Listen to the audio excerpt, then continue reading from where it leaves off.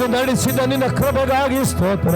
ಇದುವರೆಗೂ ನಡೆಸಿದ ನಿನ್ನ ಕರುಣೆಗಾಗಿ ಸ್ತೋತ್ರ. ನಿನ್ನ ದಯೆಗಾಗಿ ನಿಮಗೆ ಸ್ತೋತ್ರ ಸಲ್ಲಿಸುತ್ತೇನೆ. ನಿಮಗೆ ವಂದನೆಗಳು ಸಲ್ಲಿಸುತ್ತೇವೆ. ನಿಮಗೆ ಆರಾಧನೆ ಅರ್ಪಿಸುತ್ತೇವೆ. ನಿಮಗೆ ಘನ ಮಾನ ಮಹಿಮೆಗಳು ಸಲ್ಲಿಸುತ್ತೇನೆ. ಈಗೋ ಕರ್ತನೆ, ಇದುವರೆಗೂ ದೇವ ನಿಮ್ಮ ಸನ್ನದಿಯಲ್ಲಿ ಈ ದಿನದಲ್ಲಿ ಕಳೆದುಕೊಳ್ಳುವಂತೆ ನೀವು ಕೃಪೆ ನೀಡಿದೆ. ಮುಂದಿನ ಸಮಯ ವಚನಗಳ ಮೂಲಕವಾಗಿ ದೇವರೇ ನಿಮ್ಮ ಆಲೋಚನೆ ಏನಿದೆ ಎಂಬುದನ್ನು ನಾವು ವಾಕ್ಯಗಳ ಮೂಲಕ ತಿಳಿದುಕೊಳ್ಳುವಂತೆ ಸಹಾಯ ಮಾಡಿ. ನಾವು ತಿಳಿದುಕೊಳ್ಳಬೇಕಪ್ಪ, ನಾವು ತಿಳಿದುಕೊಳ್ಳಬೇಕು ಸ್ವಾಮಿ. ನಾವೇನು ಮಾಡಬೇಕೆಂಬುದು ನಿಮ್ಮ ಉದ್ದೇಶ ಏನಿದೆ ಅಂತ ನಾವು ತಿಳ್ಕೊಳ್ಳಬೇಕು ದೇವರೇ. ನಿಮಗಾಗಿ ನಾವು ಹೇಗೆ ಬಾಳಬೇಕು, ಬದುಕಬೇಕೆಂಬುದನ್ನು ನಾವು ತಿಳಿದುಕೊಳ್ಳಬೇಕಪ್ಪ. ವಚನಗಳ ಮೂಲಕ ಮಾತಾಡು, ವಾಕ್ಯಗಳ ಮೂಲಕ ಮಾತಾಡು. ನೀವು ನಮಗೆ ಏನು ಹೇಳುತ್ತೀರೋ ನಾವದನ್ನು ಕೇಳಲಿಕ್ಕಾಗಿ ಈಗೋ ನಮ್ಮನ್ನು ತಗ್ಗಿಸಿಕೊಳ್ಳುತ್ತೇನೆ ದೇವರೇ. ನಿನ್ನ ಪ್ರಿಯ ಮಕ್ಕಳಕ್ಕಾಗಿ ನೀವು ಮಾತಾಡು ಸ್ವಾಮಿ. ನಿನ್ನ ದಾಸನಾದ ನನ್ನನ್ನು ಒಂದು ಪಾತ್ರೆಯಾಗಿ ಉಪಯೋಗಿಸು ದೇವರೇ. ವಚನ ನಿಮ್ಮದೇ ಆಗಿರಲಿ, ಆಲೋಚನೆಗಳು ನಿಮ್ಮದೇ ಆಗಿರಲಿ, ಶಬ್ದ ಮಾತ್ರ ನನ್ನದಿರಲಿ ಅಪ್ಪ ದೇವರೇ. ನನ್ನ ಸ್ವಂತ ಬುದ್ಧಿಯಿಂದ ಏನು ಹೇಳದೆ, ಸ್ವಂತ ಆಲೋಚನೆಯಿಂದ ಯಾವುದು ಕಾರ್ಯಗಳು ಬರದೆ, ಪವಿತ್ರ ಆತ್ಮರುಧಾನೆ ಸಭೆಯ ಮಕ್ಕಳಿಗೆ ಬೇಕಾದ ಸ್ವರ್ಗೀಯವಾದ ಆಲೋಚನೆಗಳು ಕೊಡುವ ಹಾಗೆ ದೇವರು ಸಹಾಯ ಮಾಡಿ. ನಿನ್ನ ಪಾದ ಸನ್ನದಿಯಲ್ಲಿ ನಮ್ಮೆಲ್ಲರನ್ನು ಕೂಡ ತಗ್ಗಿಸಿಕೊಂಡು ಪ್ರಾರ್ಥಿಸುತ್ತೇನೆ. ನಮ್ಮ ರಕ್ಷಕನಾದ ಯೇಸು ಕ್ರಿಸ್ತನ ನಾಮದಲ್ಲಿ ಪ್ರಾರ್ಥಿಸುತ್ತೇನೆ, ಪರಲೋಕದ ತಂದೆಯಾದ ದೇವರೇ. ನಮ್ಮ ಪ್ರಾರ್ಥನೆ ಕೇಳಿದ ದೇವರಿಗೆ ಎರಡು ಕೈಗಳೆತ್ತಿ ಸ್ತೋತ್ರ ಮಾಡೋಣ.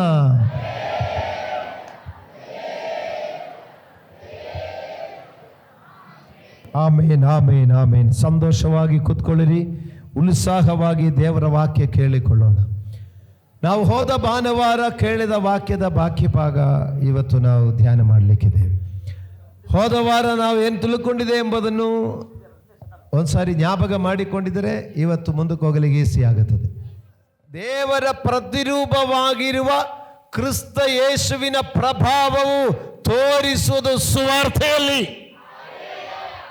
ಹೀಗೆ ಯೇಸು ಕ್ರಿಸ್ತನ ಪ್ರಭಾವ ನಾವು ವಾಕ್ಯದಲ್ಲಿ ನಾವು ಅನುಭವಿಸ್ತಾ ಇದೆ. ಎಷ್ಟು ಜನ? ನಾನು ಅನುಭವಿಸ್ತಾ ಇದ್ದೀನಿ. ಈಗ ಕ್ರಿಸ್ತ ಯೇಸುವನ್ನು ನಾವು ಯಾವುದಾದರೂ ಒಂದು ಫೋಟೋ ರೂಪದಲ್ಲೇ, ಇಲ್ಲಂದ್ರೆ ಒಂದು ಯಾವುದೋ ಒಂದು ಮೂರ್ತಿ ರೂಪದಲ್ಲಿ ಅಲ್ಲಿಂದ ಯೇಸುವಿನ ಪ್ರಭಾವ ಬರುತ್ತೆ ಎಂದಲ್ಲ, ಅಲ್ಲಿಂದ ಯೇಸುವಿನ ಆ ಶಕ್ತಿ ಸಾಮರ್ಥ್ಯನ ಹೊಂದಿಕೊಳ್ಳುತ್ತೆ ಎಂದಲ್ಲ, ದೇವರ ವಚನದಲ್ಲಿ ದೇವರ ಪ್ರಭಾವ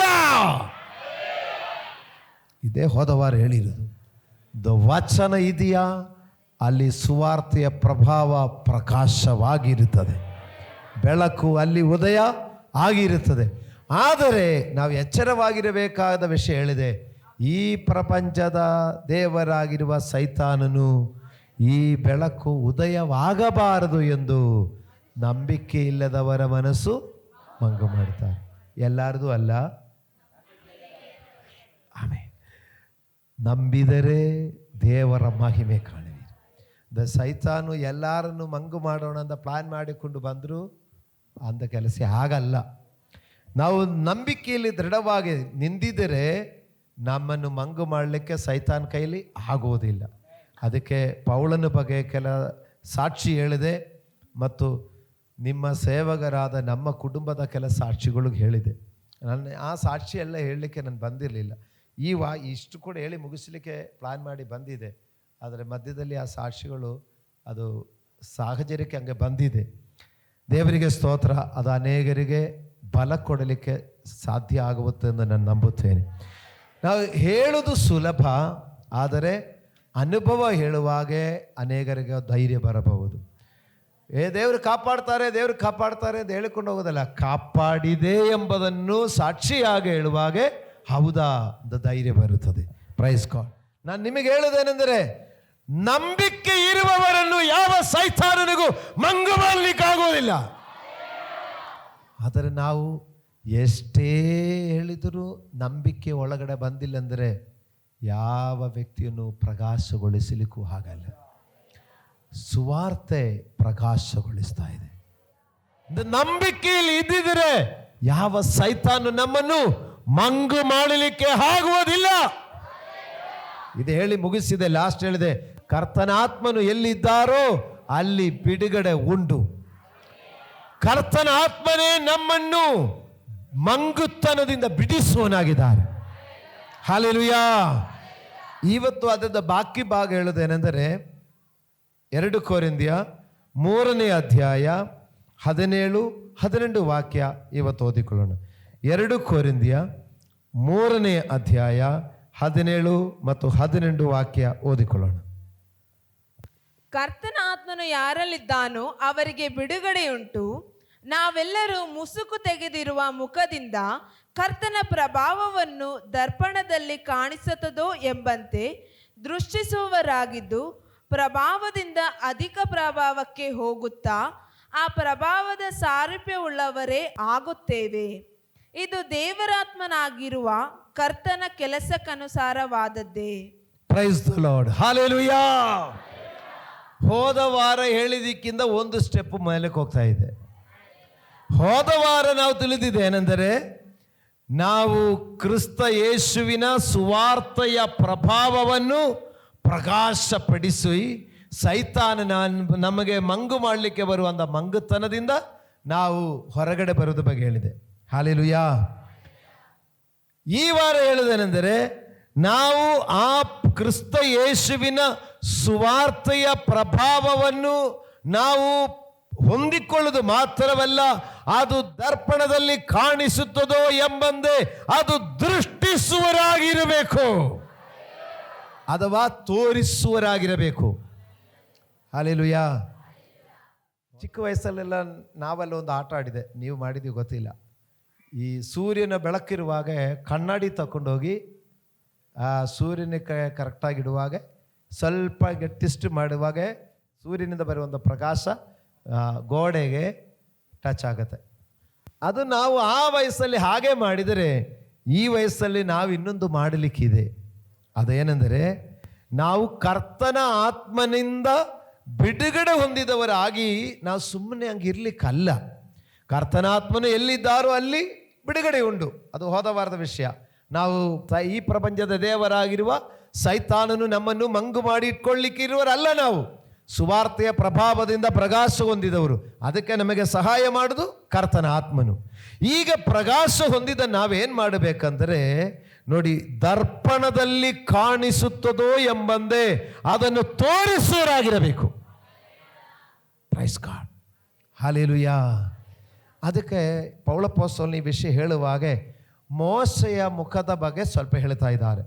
ಅಲ್ಲಿ ಎಂತ ನೋಡಿ, ನಾವೆಲ್ಲರೂ ಮುಸುಕು ತೆಗೆದಿರುವಂಥ ಮುಖದಿಂದ ಕರ್ತನ ಪ್ರಭಾವವನ್ನು ದರ್ಪಣದಲ್ಲಿ ಕಾಣಿಸುತ್ತದೋ ಎಂಬಂತೆ ದೃಷ್ಟಿಸುವರಾಗಿತ್ತು. ಪ್ರಭಾವದಿಂದ ಅಧಿಪ್ರಭಾವಕ್ಕೆ ಹೋಗುತ್ತಾ ಇರಬೇಕು. ಹಲ್ಲೆಲೂಯಾ.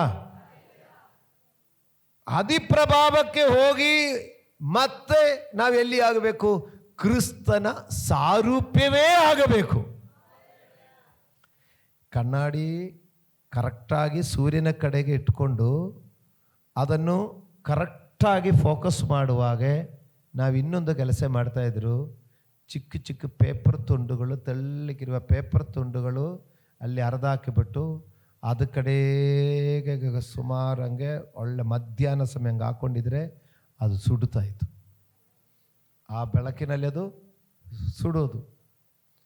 ಇಲ್ಲಿ ಹೇಳ್ತಾ ಇದೆ, ಆ ಕಣ್ಣಾಡಿ ಕರೆಕ್ಟಾಗಿ ಫೋಕಸ್ಸಲ್ಲಿ ಇಟ್ಕೊಳ್ಳುವಾಗ ಏನಾಗುತ್ತೆ, ಆ ಸೂರ್ಯನ ಪ್ರಕಾಶದ ಅದೇ ಪವರು ರಿಫ್ಲೆಕ್ಷನಲ್ಲಿ ಅದೇ ಪವರ್ ಬರ್ತಾ ಇರ್ತದೆ. ಹಲ್ಲೆಲೂಯಾ. ಆದರೆ ಈ ಭಾನುವಾರ ನಾವು ತಿಳಿದುಕೊಳ್ಳಿಕ್ಕಿರೋದು ಏನೆಂದರೆ, ಕ್ರಿಸ್ತನ ಪ್ರಭಾವ ನಾವು ಹೊಂದಿಕೊಂಡು ನಮ್ಮಿಂದ ಅದೇ ಪ್ರಭಾವ ಮತ್ತೊಬ್ಬರಿಗೆ ರಿಫ್ಲೆಕ್ಷನ್ ಆಗಬೇಕು.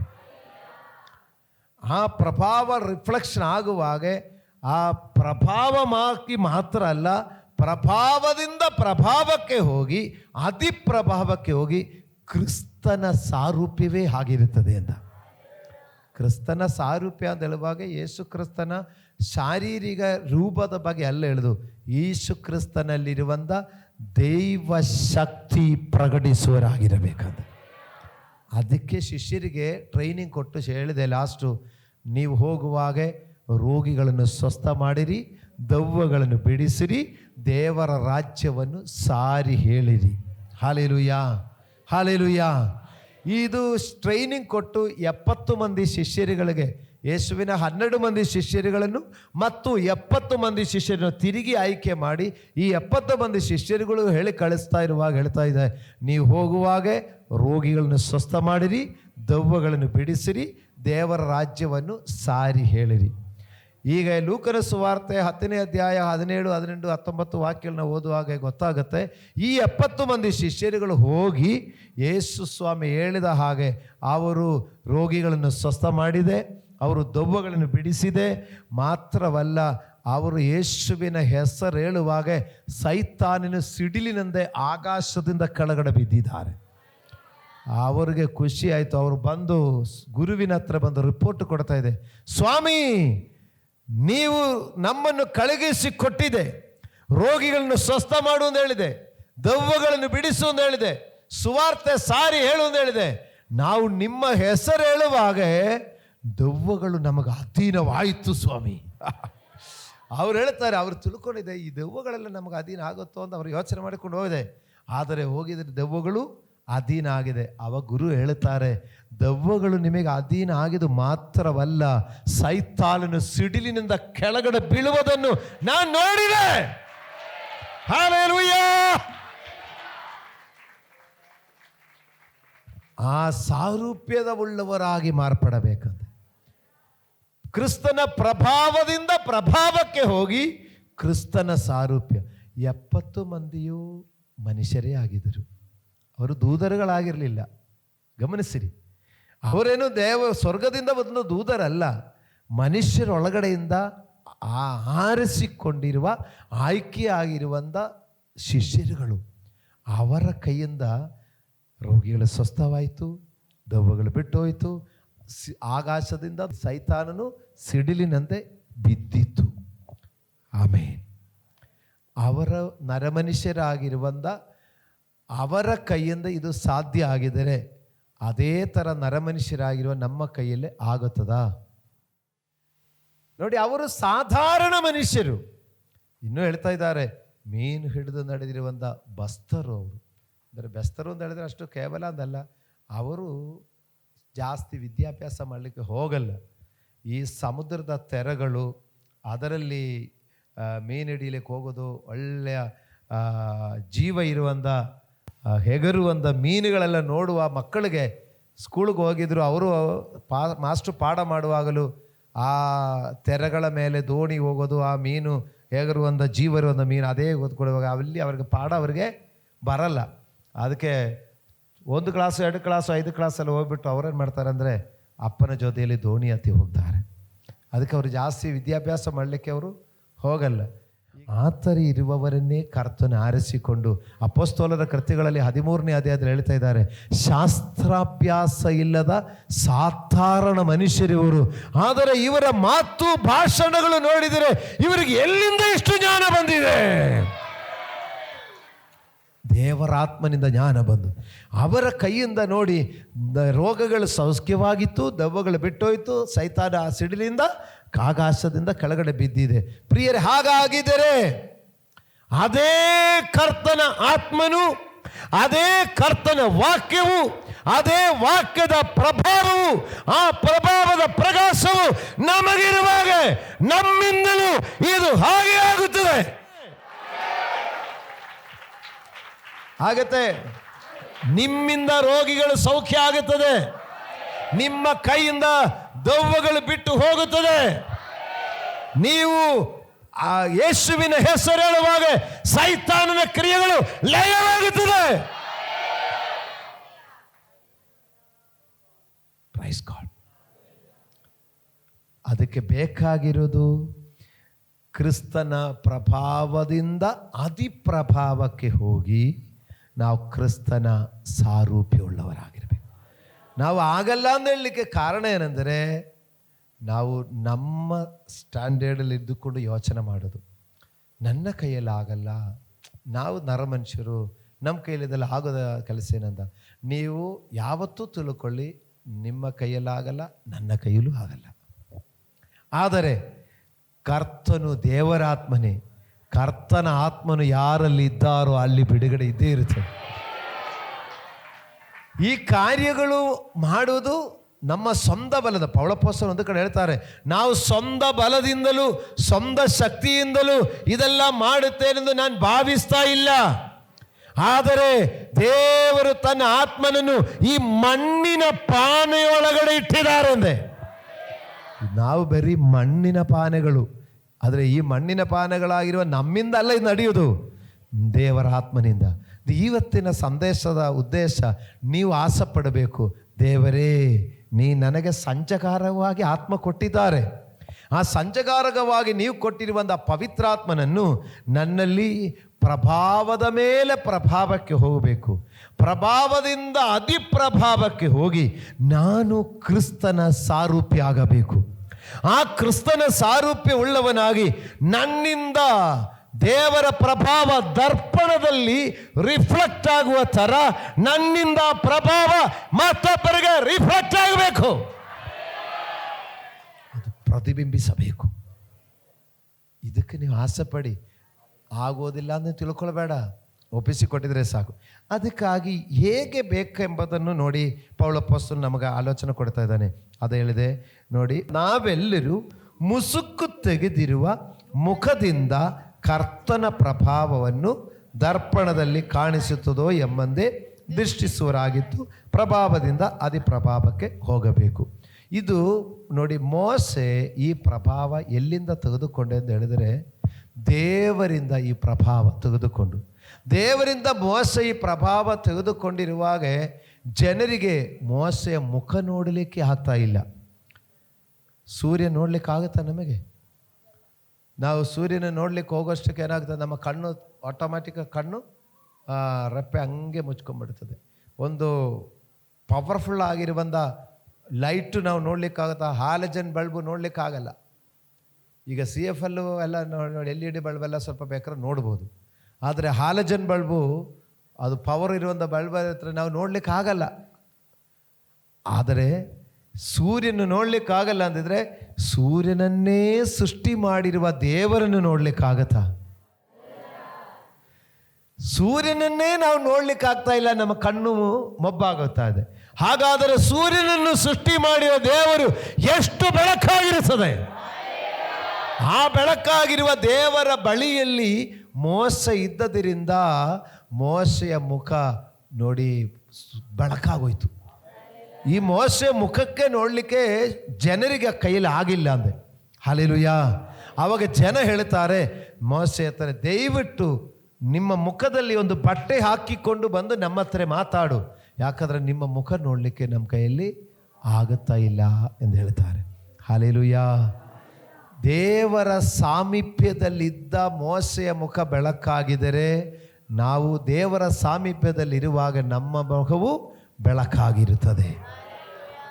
ಎರಡನೇದಾಗಿ, ಮೋಸೆ ದೇವರ ಸಾಮೀಪ್ಯದಲ್ಲಿ ಇದ್ದುಕೊಂಡು ಏನು ಹೊತ್ತುಕೊಂಡು ಬಂದಿದೆ ಎಂದು ಕೇಳಿದರೆ, 10 ಆಜ್ಞೆಗಳು ದೇವರಿಂದ ಹೊತ್ತುಕೊಂಡು ಬರ್ತಾ ಇದ್ದಾರೆ. ಅವರು ದೇವರ ಸನ್ನಿಧಿಯಲ್ಲಿ ಮೋಸೆ ಇದ್ದುಕೊಂಡು ದೇವರ ಆಜ್ಞೆಯನ್ನು ಪಡೆದುಕೊಂಡು, ಮೋಸೆ ಆ ತನ್ನ 2 ಕೈಗಳಲ್ಲಿಯೂ ಕಲ್ಲಿನ ಹಲಗ ಮೇಲೆ ಬರೆದಿರುವಂತ ದೇವರ ಆಜ್ಞೆ ಹಿಡಿದುಕೊಂಡು ಬೆಟ್ಟದಿಂದ ಇಳಿದು ಬರುವಾಗ ಮೋಸೆಯ ಮುಖ ಪ್ರಕಾಶವಾಗುವುದನ್ನು ಅದು ಜನರಿಗೆ ನೋಡಲಿಕ್ಕಾಗುವುದಿಲ್ಲ.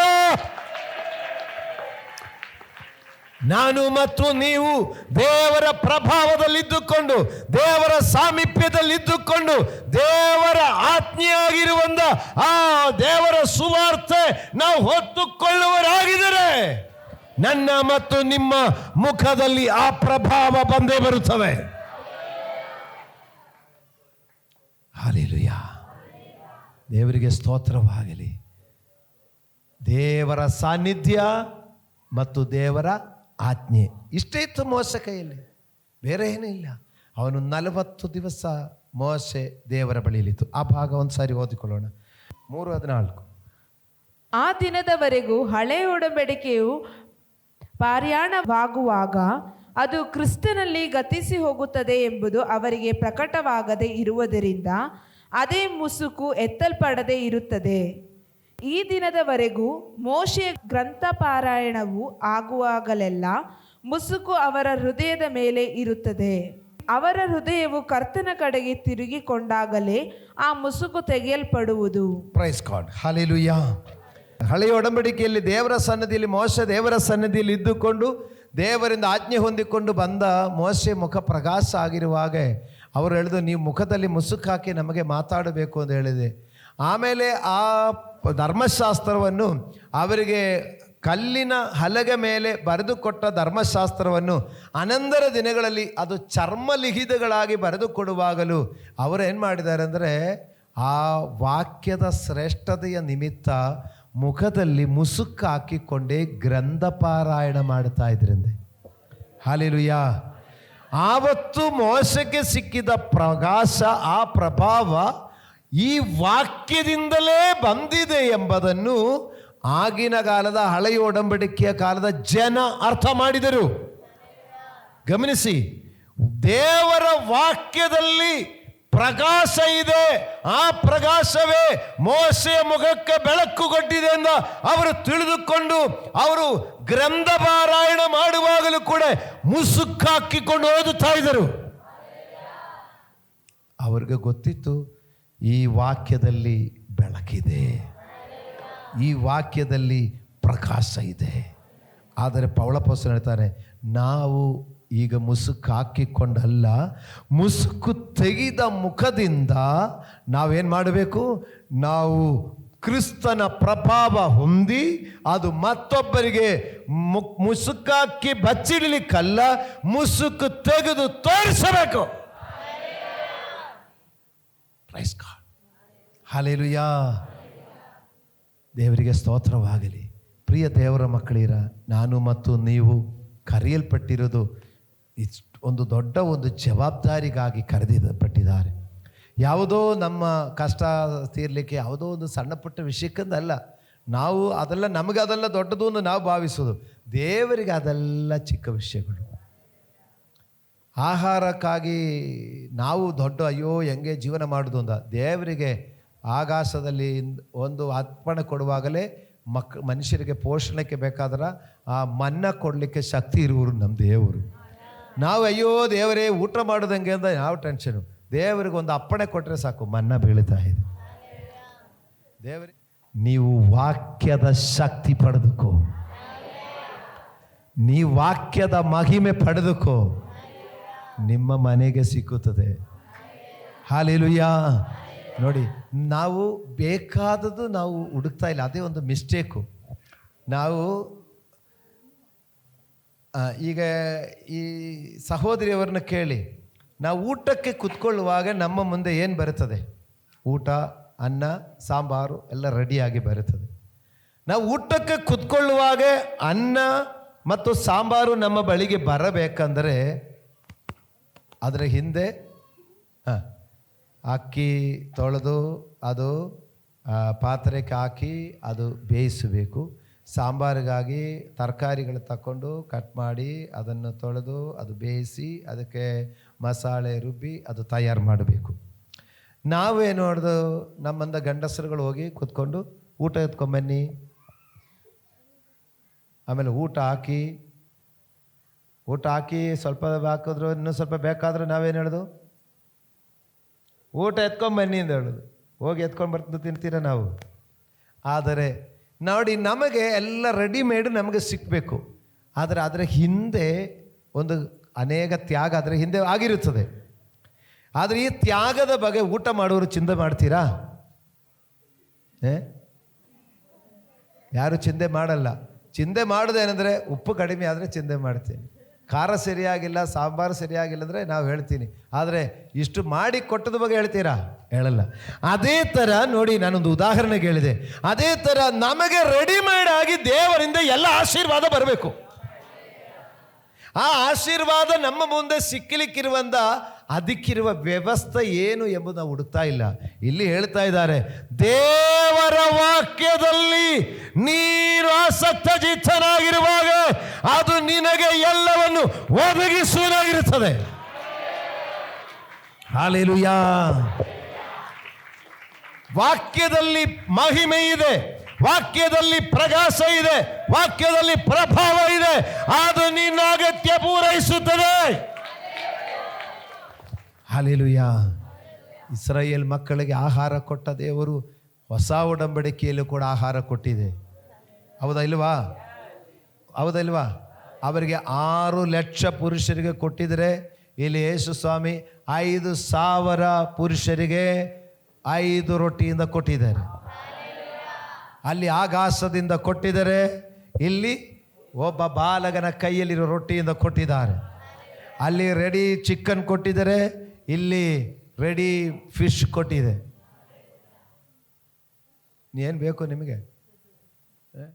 ಆದರೆ ಯಾವತ್ತೂ ಕೊಟ್ಟಿದೆ ಗೊತ್ತಾ ಇವರಿಗೆ? 5,000 ಜನರಿಗೆ ಅವರು 3 ದಿವಸ ದೇವರ ಜೀವವುಳ್ಳ ವಾಕ್ಯವು ಅವರು ಧ್ಯಾನ ಮಾಡಿಕೊಂಡಿರುವಾಗ ಅವರಿಗೆ ಜೀವವುಳ್ಳ ವಾಕ್ಯ ಕೇಳಿದ ಮಕ್ಕಳಿಗೆ ದೇವರು ಇವರು ದಾರಿಯಲ್ಲಿ ಬಳಲಿ ಬೀಳಬಾರದು ಅಂತ ಹೇಳಿ ಅವರಿಗೆ ಆಹಾರ ಕೊಟ್ಟಿದೆ. ನಾವು ವಾಕ್ಯ ಕೇಳಲಿಕ್ಕೆ, ವಾಕ್ಯ ಧ್ಯಾನಿಸಲಿಕ್ಕೆ, ವಾಕ್ಯದ ಮುಂದೆ ಇರುವಾಗ ಅದರದ ಪ್ರಭಾವ ಏನು, ಅದರದ ಪ್ರಕಾಶ ಏನು ಅಂತ ನೀವು ಹುಡುಕಿದರೆ ನಿಮ್ಮ ಜೀವನಕ್ಕಿರೋದು ಬರುತ್ತದೆ. ಅಂದರೆ ನಮ್ಮದು ಮಿಸ್ಟೇಕ್ ಏನು ಎಲ್ಲಿ ಆಗ್ತಾ ಇದೆ ಅಂತ ಹೇಳಿದ್ರೆ, ಪಾಸ್ಟ್ರೇ ನೀವು ಹಂಗೆ ಹೇಳಿಕೊಂಡಿದ್ರೆ ಆಗತ್ತಾ? ನಮಗೆ ಇದು ಬೇಕು, ನಾವು ನಮ್ಮದು ಅಗತ್ಯಗಳು ನಾವು ಬಗೆಯಲ್ಲಿ ಲಿಸ್ಟ್ ಹಾಕ್ಕೊಂಡು ಹೋದ್ರು. ದೇವ್ರು ಹೇಳ್ತಾರೆ, ನೀ ಅಗತ್ಯಗಳ ಬಗ್ಗೆ ಬಿಡು, ನೀ ವಾಕ್ಯದ ಪ್ರಭಾವ ನೋಡು. ಗಲೀಲ ಪ್ರಾಂತ್ಯದಲ್ಲಿ ಯೇಸುವಿನ ವಾಕ್ಯ ಕೇಳಲಿಕ್ಕೆ ಯೇಸು ಬೆಟ್ಟದ ಮೇಲೆ ಕುಳಿದುಕೊಂಡು ವಾಕ್ಯ ಹೇಳುವಾಗ ಎಲ್ಲ ಜನ ಬಂದು ಸುತ್ತಲೂ ಕುತ್ಕೊಂಡು ವಾಕ್ಯ ಕೇಳಿದರು. ಅವರು 1 ದಿವಸ ಅಲ್ಲ, 2 ದಿವಸ ಅಲ್ಲ, 3 ದಿವಸ ಅವರು ಅಲ್ಲೇ ಇದ್ರು, ಮನೆಗೆ ಹೋಗಿಲ್ಲ. 3 ದಿವಸ ಮನೆಗೆ ಹೋಗಿಲ್ಲ. ಅಲ್ಲಿ ಶಾಮಿಯಾನ ಇಲ್ಲ, ಫ್ಯಾನ್ ಇಲ್ಲ, ಕರೆಂಟ್ ಇಲ್ಲ. ಬೆಟ್ಟದ ಸ್ವಾಮಿ ಬೆಟ್ಟ ಮೇಲೆ ಕೂತ್ಕೊಳ್ಳೋದು, ಇವರೆಲ್ಲ ಕೆಳಗಡೆ ಕೂತ್ಕೊಳ್ಳೋದು. ವಾಕ್ಯ ಎಲ್ಲ ಹೇಳಿ ರಾತ್ರಿ ಸುಮಾರು ಹೊತ್ತಾದ ಮೇಲೆ ಅಲ್ಲೇ ಮಲ್ಕೊಂಬಿಡೋದು. ಬೆಳಿಗ್ಗೆ ಆದ ಮೇಲೆ ಎದ್ದು ರೆಡಿಯಾಗಿ ಮೊಬೈಲ ತೊಳ್ಕೊಂಡು ಕೂತ್ಕೊಂಡು ವಾಕ್ಯ ಕೇಳೋದು. ಮತ್ತೆ ವಾಕ್ಯ ಎಲ್ಲ ಕೇಳಿ ರಾತ್ರಿ ಇನ್ನೂ ಸ್ವಲ್ಪ ತುಂಬ ಲೇಟಾಗಿ ವಾಕ್ಯ ಎಲ್ಲ ಮುಗಿದು ಮಲ್ಕೊಳ್ಳೋದು. ಮತ್ತೆ ಬೆಳಿಗ್ಗೆ ಎದ್ದು 3 ದಿವಸ ಅಲ್ಲಿದ್ದರು. 3 ದಿವಸ ಅಲ್ಲಿರುವ ಜನ ನೋಡಿಕೊಂಡು ಸ್ವಾಮಿ ಶಿಷ್ಯರಿಗೆ ಹೇಳ್ತಾರೆ, ಈ ಜನರನ್ನು ನೋಡಿಕೊಂಡು ನಾನು ಕನಿಕರ ಪಡುತ್ತೇನೆ, ನೀವು ಇವ್ರಿಗೆ ಊಟ ಕೊಡಿ. ಅವರು ಹೇಳ್ತಾರೆ, ಸ್ವಾಮಿ ಅರಣ್ಯದಲ್ಲಿ ನಾವೆಲ್ಲೋಗಿ ಇಷ್ಟು ಜನರಿಗೆ ಊಟಕ್ಕೆ ಹುಡುಕೋದು. ಅವರು ಹುಡುಕಿ ತಡುಕಿ ನೋಡುವಾಗ ಒಬ್ಬ ಬಾಲಕನ ಕೈಯಲ್ಲಿ 5 ರೊಟ್ಟಿಯು 2 ಮೀನಿತ್ತು. ಸ್ವಾಮಿ ಹೇಳಿದೆ, ಸಾಕು, ಜನರನ್ನು ಪಂಕ್ತಿ ಪಂಕ್ತಿಯಾಗಿ ಕೂತ್ಕೊಳ್ಳಿಕ್ಕೆ ಹೇಳಿರಿ. ಹಲ್ಲೆಲೂಯಾ. ಪ್ರಿಯರೇ, ಅವರಿಗೆ ಆಹಾರಕ್ಕಾಗಿ ಒದಗಿ ಬರಲಿಕ್ಕೆ ಕಾರಣ ಅವರು ವಾಕ್ಯದ ಮುಂದೆ ಇದ್ದರು. ಹಲ್ಲೆಲೂಯಾ. ವಾಕ್ಯದಲ್ಲಿ ಪ್ರಭಾವ ಇದೆ, ವಾಕ್ಯದಲ್ಲಿ ಪ್ರಕಾಶ ಇದೆ. ಹಲ್ಲೆಲೂಯಾ. ದೇವರಿಗೆ ಸ್ತೋತ್ರವಾಗಲಿ. ನಾವು ಮೋಸೆ ದೇವರ ಸನ್ನಿಧಿಲಿದ್ದ ವಿಷಯ ಒಂದು ಸಾರಿ ಓದೋಣ. ವಿಮೋಚನಕಾಂಡ ಪುಸ್ತಕ 34ನೇ ಅಧ್ಯಾಯ 29ನೇ ವಾಕ್ಯ, 29-30 ವಾಕ್ಯ ಓದೋಣ. ಮೋಶೆ ಆಜ್ಞಾಶಾಸನಗಳಾದ ಆ 2 ಕಲ್ಲಿನ ಹಲಿಗೆಗಳನ್ನು ಕೈಯಲ್ಲಿ ಹಿಡಿದುಕೊಂಡು ಸೀನಾಯಿ ಬೆಟ್ಟದಿಂದ ಇಳಿದು ಬಂದಾಗ ಅವನು ಯೆಹೋವನ ಸಂಗಡ ಸಂಭಾಷಿಸಿದ್ದರಿಂದ ಅವನ ಮುಖವು ಪ್ರಕಾಶಮಾನವಾಯಿತು. ಆದರೆ ಆ ಸಂಗತಿ ಅವನಿಗೆ ತಿಳಿಯಲಿಲ್ಲ. ಮೋಶೆಯ ಮುಖವು ಪ್ರಕಾಶವಾಗಿರುವುದನ್ನು ಆರೋನನು ಇಸ್ರಾಯೇಲ್ಯರೆಲ್ಲರೂ ನೋಡಿ ಅವನ ಹತ್ತಿರಕ್ಕೆ ಬರುವುದಕ್ಕೆ ಭಯಪಟ್ಟರು. ಮೋಶೆಯ ಮುಖವು ಪ್ರಕಾಶಮಾನವಾಗಿರುವುದನ್ನು ಇಸ್ರಾಯೇಲ್ಯರೆಲ್ಲರೂ ನೋಡುತ್ತಿದ್ದರು. ಆದ ಕಾರಣ ಅವನು ಯೆಹೋವನ ಸಂಗಡ ಮಾತಾಡುವುದಕ್ಕೆ ಹೋಗುವವರೆಗೆ ತನ್ನ ಮುಖದ ಮೇಲೆ ಆ ಮುಸುಕನ್ನು ತಿರುಗಿ ಹಾಕಿಕೊಂಡಿರುವನು. ಹಲ್ಲೆಲೂಯಾ. ದೇವರಿಗೆ ಸ್ತೋತ್ರವಾಗಲಿ. 29ನೇ ವಾಕ್ಯ, ಮೋಶೆ ಆಜ್ಞಾಶಾಸನಗಳಾದ ಆ 2 ಕಲ್ಲಿನ ಹಲಗೆಗಳನ್ನು ಕೈಯಲ್ಲಿ ಹಿಡಿದುಕೊಂಡು ಸೀನಾಯಿ ಬೆಟ್ಟದಿಂದ ಇಳಿದು ಬಂದಾಗ ಅವನು ಯೆಹೋವನ ಸಂಗಡ ಸಂಭಾಷಿಸಿದ್ರಿಂದ ಅವನ ಮುಖವು ಪ್ರಕಾಶಮಾನವಾಗಿತ್ತು. ಈಗ ನೀವು ಸಭೆಯೊಳಗಡೆ ಕುಳಿತುಕೊಂಡು ಏನು ಮಾಡ್ತಾ ಇದ್ದೀರಿ? ದೇವರ ವಾಕ್ಯ ನೀವು ಕೇಳೋದು, ನೀವು ರಿಪ್ಲೈ ಕೊಟ್ಟಿದರೆ ನೀವು ವಾಕ್ಯಕ್ಕೆ ಮಾತಾಡ್ತಾ ಇದೆ. ನೀವು ಆಮೇನಿಂದ ಹೇಳುವಾಗ ನನಗಲ್ಲ ಹೇಳೋದು, ಆ ವಾಕ್ಯಕ್ಕೆ ಹೇಳೋದು. ನೀವು ಹಾಲೇಲುಯ್ಯ ಅಂತ ಹೇಳೋದು ನನಗಲ್ಲ, ಆ ವಾಕ್ಯಕ್ಕೆ. ನನಗಾದ್ರೆ ನೀವು ಅಲ್ಲಿ ದಾರಿಯಲ್ಲಿ ಸಿಕ್ಕುವಾಗಲೆಲ್ಲ ನೀವು ಹಾಲೇಲುಯ್ಯ ಆಮೇನ್ ಹೇಳ್ಬೇಕಾಯ್ತಲ್ಲ. ಅದ್ರ ನೀವು ಯಾರಿಗೆ ಹೇಳ್ತಾರೆ? ವಾಕ್ಯಕ್ಕೆ ಹೇಳೋದು. ಆವಾಗ ಈ ವಾಕ್ಯದಲ್ಲಿ ಏನು ನಡೀತಾ ಇದೆ ಗೊತ್ತಾ? ಸಂಭಾಷಣೆ ನಡೀತಾ ಇದೆ. ದೇವರು ಈ ವಾಕ್ಯ ನೋಡಿ, ಇದರಲ್ಲಿ ದೇವರ ವಾಕ್ಯ ನಿಮಗೆ ಶಬ್ದವಾಗಿ ನಾನು ಇಲ್ಲಿ ನಿಮಗೆ ಘೋಷಿಸುತ್ತೇನೆ. ವಚನ ನಂದಲ್ಲ, ವಚನ ದೇವರದು. ದೇವರ ವಾಕ್ಯ ನಿಮಗೆ ಘೋಷಿಸುತ್ತಾ ಇರುವಾಗ, ನೀವು ಅದಕ್ಕೆ ಪ್ರತಿಕ್ರಿಯಿಸ್ತಾ ಇರುವಾಗ ಇಲ್ಲಿ ನಡೀತಾ ಇರೋದೇನು? ಸಂಭಾಷಣೆ ನಡೀತಾ ಇದೆ. ಈ ಸಂಭಾಷಣೆಯಲ್ಲಿ ಅವನ ಮುಖವು ಪ್ರಕಾಶವಾಯಿತು. ನೀವು ಸಭೆಗೆ ಬಂದು ವಾಕ್ಯ ಕೇಳಿ, ವಾಕ್ಯ ಧ್ಯಾನಿಸಿ, ವಾಕ್ಯದ ಸ್ಪಂದಿಸುವಾಗ ನಿಮ್ಮ ಮುಖ ಪ್ರಕಾಶ ಆಗುತ್ತದೆ. ನಿಮ್ಮ ಶೋಕಗಳು ಹೋಗುತ್ತದೆ. ಆದರೆ ಹೋದ ಭಾನುವಾರ ಹೇಳಿದೆ, ನಂಬಿಕೆ ಇಲ್ಲದವರನ್ನು ಸೈತಾನು ಎಷ್ಟೇ ಸಂಭಾಷಣೆ ಮಾಡಿದರೂ ಮಂಗು ಮಾಡಿರ್ತಾರೆ. ಬರುವಾಗಲೂ ಸಪ್ಪೆಗೆ ಬಂದು ಹೋಗುವಾಗಲೇ ಸಪ್ಪೆಗೆ ಹೋಗೋದು. ಅದು ಯಾರು ಗೊತ್ತಾ? ಈ ವಾಕ್ಯದಲ್ಲಿ ಸಂಭಾಷಣೆ ಮಾಡದಿರೋರು ಬಂದು ಕುತ್ಕೊಂಡು ಎಲ್ಲೋ ಒಂದು ಕಡೆ ಕುತ್ಕೊಂಡು ಇರ್ತಾರೆ, ವಾಕ್ಯ ಕೇಳಲ್ಲ. ಅಲ್ಲೇ ಸಭೆಯೊಳಗಡೆ ಇದೆ. ಬೇಗ ಯಾವತ್ತೂ ಈ ಪಾಸ್ಟ್ ಬಿಟ್ಟು ಬಿಡ್ತಾರೇನೋ, ಹೋಗಿ ಅಲ್ಲಿ ಹೋದ ಮೇಲೆ ಚಿಕನ್ 65 ಎಲ್ಲಿ ಸಿಕ್ಕತ್ತೆ, ಆಮೇಲೆ ಇದೆಲ್ಲ ಕೂತ್ಕೊಂಡು ಇಲ್ಲಿ ಯೋಚನೆ ಮಾಡಿಕೊಂಡಿರುವಾಗ ಮುಖ ಹೆಂಗಿರ್ತದೆ? ಇಲ್ಲಿ ದೇವರ ಸಂಭಾಷಣೆ ಮಾಡಿದರೆ ಮುಖ ಪ್ರಕಾಶ ಆಗುತ್ತದೆ. ಹಾಲೆಲೂಯ, ಹಾಲೆಲೂಯ, ದೇವರಿಗೆ ಸ್ತೋತ್ರವಾಗಲಿ. ಪ್ರಿಯ ದೇವರ ಮಕ್ಕಳಿರ, ಮೋಶೆ ದೇವರ ಸಂಗಡ ಮಾತಾಡ್ತಾ ಇರುವಾಗ ಮುಖ ಪ್ರಕಾಶ ಆಯಿತು. ಆಮೇಲೆ ಮೋಶೆ ಆಜ್ಞಾಶಾಸನಗಳಾದ ಆ 2 ಕಲ್ಲಿನ ಹಲಗೆಗಳನ್ನು ಕೈಯಲ್ಲಿ ಹಿಡಿದುಕೊಂಡು ಸೀನಾಯಿ ಬೆಟ್ಟದಿಂದ ಇಳಿದು ಬಂದರು. ಹಾಲೆಲೂಯ. ನೋಡಿ, ಮೋಶೆ ದೇವರ ಸಂಗಡ ಸಂಭಾಷಣೆ ಮಾಡಿದರು, ಮತ್ತೆ ಅವನ ಕೈಯಲ್ಲಿ ಕಲ್ಲಿನ ಹಲಗೆ ಅವನ ಕೈಯಲ್ಲಿ. ಇವತ್ತು ಪೇಪರ್ನ ಬುಕ್ ಇದೆ, ಆವಾಗ ಕಲ್ಲಿನ ಹಲಗೆಯಲ್ಲಿ ಕೆತ್ತಿರೋದು, ಅನಂತರ ಚರ್ಮದಲ್ಲಿ ಬರೆದಿತ್ತು, ಅನಂತರ ಬುಕ್ಕಲ್ಲಿ ಇಂಗಲ್ಲಿ ಬರೆಯುವುದು, ಅನಂತರ ಈಗ ಪ್ರಿಂಟಿಂಗ್ ಪ್ರೆಸ್ಸಲ್ಲಿ ಪ್ರಿಂಟ್ ಆಗಿರೋದು. ಮುಖ ಪ್ರಕಾಶ ಆಗಬೇಕಂದ್ರೆ 1 ದೇವರ ಹತ್ರ ಸಂಭಾಷಣೆ ಮಾಡು, 2 ಕೈಯಲ್ಲಿ ದೇವರ ಆಜ್ಞಾಶಾಸನಗಳು ಕೈಯಲ್ಲಿ ಇರಲಿ. ಆಗಿನ ಕಾಲದಲ್ಲಾದರೆ ಕಲ್ಲಿನ ಹಲಗೆ ಒತ್ತಬೇಕು. ಚಪಡಿ ಕಲ್ಲಿ 2 ಕಲ್ಲು, 2 ಭುಜದಲ್ಲಿ 2 ಕಲ್ಲು ಹೊತ್ಕೊಂಡು ಬರೋದು. ಈಗ ನೋಡಿ, ನನಗೆ ಕಣ್ಣು ಸ್ವಲ್ಪ ದೊಡ್ಡ ಅಷ್ಟಿರೋದಕ್ಕೆ ಇಷ್ಟು ಒಂದು 50 ಗ್ರಾಮ್ ಇರ್ಬೋದು. ಹೊತ್ಕೊಳ್ಬಹುದಾ? ಹೊತ್ಕೊಳ್ಳಿಕ್ಕೆ ಆಗತ್ತಾ? ನಾವು ಈಗ ಈಸಿಯಾಗಿ ಎಲ್ಲ ಅದು ಮೊಬೈಲಲ್ಲಿ ಇದೆ ಪಾಸ್ಟ್ರೆ, ಬೈಬಲಲ್ಲಿ ಮೊಬೈಲಲ್ಲಿ ಇದೆ ಪಾಸ್ಟ್ರೆ. ಮೊಬೈಲಲ್ಲಿ ಇರಲಿ, ತೊಂದರೆ ಇಲ್ಲ, ಆದರೆ ಬೈಬಲ್ ಬೇಕು ನಮಗೆ. ಮೋಸ ಹೇಳ್ಬೋದಲ್ಲ, ನನ್ನ ಹೃದಯದಲ್ಲಿ ಇದೆ ದೇವರೇ ಎಲ್ಲ, ಇನ್ನೀಗ ಅಲ್ಲಲ್ಲ ನಾನು ಯಾಕೆ ಹೊತ್ಕೊಂಡು ಹೋಗ್ಬೇಕು, ಇದು ಬೆಟ್ಟ ಬೇರೆ ಇಳಿಬೇಕು, ಆಮೇಲೆ ಇದು ತೂಕ ಜಾಸ್ತಿ, ದೇವರೇ ನೀನು ಹೇಳ್ದೆಲ್ಲ ನನಗೆ ಅರ್ಥ ಆಯಿತು, ಎಲ್ಲ ನಾನು ತಿಳ್ಕೊಂಡಿದ್ದೆ. 10 ಆಜ್ಞೆ ತಾನೆ, ನಾನೇ ನಿನ್ನ ದೇವರು, ನಾನಲ್ಲದೆ ಬೇರೆ ದೇವರು ಇರ್ಬೋದ ತಾನೆ ಫಸ್ಟು ಗೊತ್ತು. ಲಾಸ್ಟು ಮತ್ತೊಬ್ಬರ ವಸ್ತುಗಳನ್ನು ಆಶಿಸಬಾರ್ದು, ಮತ್ತೊಬ್ಬರ ಹೆಂಡತಿ, ಹೆಣ್ಣಾಳು, ಗಂಡು, ಎತ್ತು, ಕತ್ತೆ ಮುಂದಾದ ಯಾವುದು ಆಶಿಸಬಾರ್ದು, ಅಷ್ಟು ತಾನೆ ಎಲ್ಲ ನನಗೆ ಗೊತ್ತು ದೇವರೇ. ಮೋಸ ಹೇಳ್ಬೋದಾಯ್ತಲ್ಲ, ಎಲ್ಲ ಗೊತ್ತಿದ್ದರೂ ದೇವರು ಹೇಳಿದೆ ಕಲ್ಲಲ್ಲಿ ಕೆತ್ತಿರುವಂಥ ಹಲಗೆ ಎತ್ಕೊಂಡು. ನಮಗೆ ಈಸಿಯಾಗಿ ಒಂದು ಬುಕ್ ಇರೋದು. ಪ್ರಕಾಶ ಆಗಬೇಕಾ? ಪ್ರಕಾಶ ಆಗಬೇಕಾ?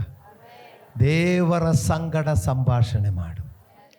ವಾಕ್ಯ ಜೀವವುಳ್ಳದು, ಅದು ಕೀಲು ಮಜ್ಜೆಗಳ ಒಳಗಡೆ ಹೋಗಿ ಕೀಲು ಒಳಗಡೆ ಮಜ್ಜೆ ಒಳಗಡೆ ಅದು ಸುಸ್ತಲ್ಲ ನೀಗಿಸುತ್ತದೆ, ಅದು ಪ್ರಾಣನೊಳಗಡೆ ಹೋಗುತ್ತದೆ, ಅದು ಆತ್ಮ ಒಳಗಡೆ ಹೋಗುತ್ತದೆ, ಅದು ಕಾರ್ಯ ಸಾಧ್ಯ ಮಾಡಿಸುತ್ತದೆ, ಅದು ನಮ್ಮನ್ನು ಚೈತನ್ಯಗೊಳಿಸುತ್ತದೆ. ನೋಡಿ, ಮೋಶೆಯ ಮುಖವನ್ನು ಪ್ರಕಾಶಮಾನವಾಗಲಿಕ್ಕೆ 2 ಕಾರಣ. ಒಂದು, ಅವನು ದೇವರ ಬಳಿಯಲ್ಲಿದ್ದುಕೊಂಡು ಸಂಭಾಷಣೆ ಮಾಡಿದರು. 2, ದೇವರು ಕೊಟ್ಟ ಆಜ್ಞಾಶಾಸನಗಳು ಅವನ ಕೈಯಲ್ಲಿ ಎತ್ತುಕೊಂಡಿದ್ದರು. ಆ ಮೋಶೆ ಬೆಟ್ಟದಿಂದ ಇಳಿದು ಬರುವಾಗ ಅವನ ಮುಖ ಸೂರ್ಯನ ತರ ಪ್ರಕಾಶ ಆಗ್ತಾ ಇದೆ. ಜನ ಭಯ ಪಡ್ತಾ ಇದೆ, ಅವರು ದೂರ ಹೋಗ್ತಾ ಇದೆ. ಆಮೇಲೆ ಆರೋನನನ್ನು ಹತ್ತಿರಕ್ಕೆ ಬಂದು ಆರೋನನ ಹತ್ರ ಸ್ವಲ್ಪ ಮಾತಾಡಿದ ಮೇಲೆ, ಆರೋನನು ಮುಖ್ಯಸ್ಥರನ್ನು ಕರ್ಕೊಂಡೋಗಿ ಸ್ವಲ್ಪ ಮಾತಾಡಿದ ಮೇಲೆ ಆದರೂ ಜನ ಹತ್ರ ಬರ್ತಾ ಇಲ್ಲ. ಜನ ಹೇಳ್ತಾರೆ, ಮುಖಕ್ಕೆ ಒಂದು ಮುಸುಕು ಹಾಕಿಕೊಂಡು ಮಾತಾಡು, ನಾವು ಸುಟ್ಟೋಗ್ಬಿಡ್ತೋ ಅಂತ ನಮಗೆ ಭಯ ಆಗ್ತಾ ಇದೆ. ನೋಡಿ ಪ್ರಿಯರೇ, ನಾನು ಮತ್ತು ನೀವು ದೇವರ ಸನ್ನಿಧಿಯಲ್ಲಿ ಸಂಭಾಷಣೆ ಮಾಡುತ್ತಾ, ಪ್ರಾರ್ಥನೆ ಎಂಬುದು ದೇವರೊಂದಿಗೆ ಇರುವಂಥ ಸಂಭಾಷಣೆ. ದೇವರ ಸಮ್ಮುಖದಲ್ಲಿ, ದೇವರ ಸನ್ನಿಧಿಯಲ್ಲಿ ನಾವು ಕುಳಿದುಕೊಂಡು ದೇವರನ್ನು ಧ್ಯಾನ ಮಾಡುತ್ತಾ, ನಾವು ದೇವರ ವಾಕ್ಯವೆಂಬ ಆಜ್ಞೆಗಳು, ಶಿಲಾಶಾಸನಗಳು ನಮ್ಮ ಕೈಯಲ್ಲಿ ಹಿಡಿದು ಅದರಂತೆ ನಾವು ನಡೆಯುವರಾಗಿದ್ದರೆ ನನ್ನ ಮತ್ತು ನಿಮ್ಮ ಮುಖ ಪ್ರಕಾಶವಾಗುತ್ತದೆ. ಅವರ ಮುಖವು ಲಜ್ಜೆಯಿಂದ ಕೆಡುವುದೇ ಇಲ್ಲ. ಯಾವ ಸೈತಾನನಿಗೂ ಅವರ ಮುಖ ಲಜ್ಜೆಯಿಂದ ಕೆಡಿಸಲಿಕ್ಕೂ ಆಗುವುದಿಲ್ಲ, ಮಂಗು ಮಾಡಲಿಕ್ಕೂ ಆಗುವುದಿಲ್ಲ. ಹಲ್ಲೆಲೂಯಾ, ದೇವರಿಗೆ ಸ್ತೋತ್ರ. ಮೋಶೆ ಇನ್ನೊಂದು ಕಾರ್ಯ ಕೂಡ ಮಾಡಿದರು, ಅದು 28ನೇ ವಾಕ್ಯದಲ್ಲಿದೆ.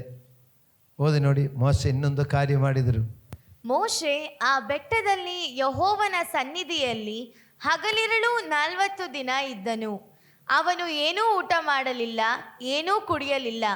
ಆತನು ನಿಬಂಧನ ವಾಕ್ಯಗಳನ್ನು, ಅಂದರೆ 10 ಆಜ್ಞೆಗಳನ್ನು ಆ ಕಲ್ಲಿನ ಹಲಿಗೆಗಳ ಮೇಲೆ ಬರೆದನು. ಹಲ್ಲೆಲೂಯಾ. 40 ದಿವಸ ಬೆಟ್ಟೆಯ ತುದಿಯಲ್ಲಿರುವ ಮೋಶೆ ಏನು ತಿನ್ನಲಿಲ್ಲ, ಏನು ಕುಡಿಯಲಿಲ್ಲ. ಮತ್ತೆ ಈ ಮನುಷ್ಯ ಏನ್ ಮಾಡ್ತಾ ಇದ್ರು? 40 ದಿವಸ ಊಟ ಮಾಡದೆ, ನೀರು ಕುಡಿಯದೆ ಏನ್ ಕೆಲಸ ಮಾಡಿದೆ ಗೊತ್ತಾ? ಆಜ್ಞಾಶಾಸನಗಳು ಅವನು ಕಲ್ಲಿನ ಮೇಲೆ ಬರೀತಾ ಇತ್ತು. ಈಗ ಬರೆಯುವುದು ಈಸಿ ಪೆನ್ನಲ್ಲಿ. ಆವಾಗ ಬರೀಬೇಕಂದ್ರೆ ಆ ಉಳಿ ಸುತ್ತಿಯಲ್ಲಿ ಕೆತ್ತು ಬೇಕು, ಅಕ್ಷರ ಕರೆಕ್ಟಾಗಿರಬೇಕು. ಕೆತ್ತಿ ಸ್ವಲ್ಪ ಏನಾದ್ರು ಹೊಡೆದೋಗ್ಬಿಟ್ಟಿದ್ರೆ ಅಕ್ಷರ ಬೇರೆ ಆಗಿಬಿಡ್ತದೆ. 40 ದಿವಸ. ಆದರೆ ಫಸ್ಟು ದೇವರು ಅವನಿಗೆ ಆಜ್ಞೆ ದೇವರೇ ಬರೆದು ಕೊಟ್ಟಿದ್ದರು. ಅವನ ಆಜ್ಞಾಶಾಸನ, ದೇವರು ಕೊಟ್ಟ ಆಜ್ಞಾಶಾಸನ ಎಲ್ಲ ತಕ್ಕೊಂಡು ಕೆಳಗಡೆ ಬರುವಾಗ ಭಕ್ತಾದಿಗಳೆಲ್ಲರೂ ಬಸ್ ಓಪನ್ ಮಾಡಿ ಕುಣಿತಾ ಇದ್ದಾನೆ.